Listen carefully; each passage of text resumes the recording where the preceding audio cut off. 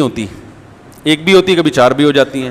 لیکن بیویوں کا شوہر ایک ہوتا ہے, وہ بھی اس لیے کہ عورت نے اطاعت کرنی ہے کس کی؟ شوہر کی. اگر دو ہوں گے تو اس کو نہیں پتا چلے گا کس کی اطاعت کرنی ہے. تو حاکم ہمیشہ ایک, جس کو فالو کیا جاتا ہے وہ دنیا میں ہمیشہ ایک ہوتا ہے. اور مرد بیوی کو فالو, اسلام میں بیوی کو فالو نہیں کرتا. اگر اسلام میں حکم ہوتا ہے بیوی کو فالو کرنا ہے تو بیوی ایک سے زیادہ رکھنے کی آپ کو اجازت نہ ہوتی.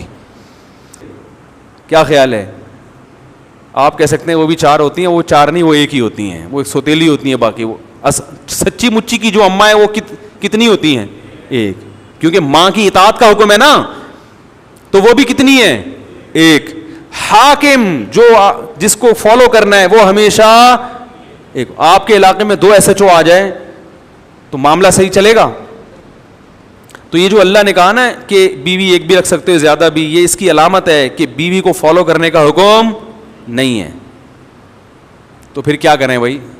محبت کرنے کا حکم ہے. محبت الگ چیز ہے, فالو کرنا الگ چیز ہے, اور اس کے حقوق کا خیال کرنا الگ چیز ہے. حقوق کا خیال کرنے کا حکم ہے, محبت کا حکم ہے, اس کی فرمائشیں ضرور پوری کریں, لیکن اس کی اطاعت کے اہم معاملات میں بیگم کا فیصلہ آخری فیصلہ ہوگا, اس کا شریعت نے معذرت کے ساتھ ہمیں حکم نہیں دیا, بلکہ اہم معاملات میں آپ کا فیصلہ حرف آخر ہوگا. آج گھروں میں طلاقوں کا جو ریشو بڑھا ہوا ہے اس کی بہت بڑی وجہ یہ ہے کہ گھر میں پتہ ہی نہیں ہوتا کہ اس گھر کا سربراہ کمبخت ہے کون.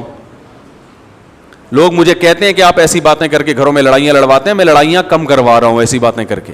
جس گھر میں سربراہ کا تعین نہ ہو سکے کہ یہ ہے کون اس گھر کا چلانے والا, کس کی سنی جائے گی, تو وہ گھر کبھی چل سکتا ہے؟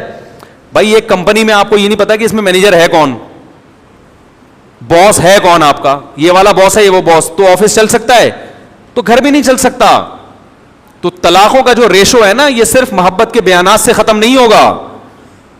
لوگ کیا کرتے ہیں جب گھروں میں جھگڑے ہو رہے ہیں تو میاں بیوی کو محبت کا حکم دیتے ہیں, محبت سے رہو, محبت سے رہو, محبت سے رہو. یہ حل نہیں ہے. یہ ایسے ہی ہے جیسے آپ پولیس اور عوام کو محبت سے رہنے کا حکم دے دو, تو اس سے مسائل حل ہو جائیں گے. پبلک کو یہ بتایا جائے گا بھائی پولیس والے سے محبت بھی کرنی ہے, لیکن جب آرڈر آئے گا تو آرڈر عوام کا نہیں چلے گا, کس کا چلے گا؟ تھانے دار کا چلے گا. اس کے سامنے پھر آپ کو چونو چرا کی اجازت بولو نا نہیں ہے. محبت سے آفس میں بھی رہنا چاہیے ہمیں. کیا خیال ہے؟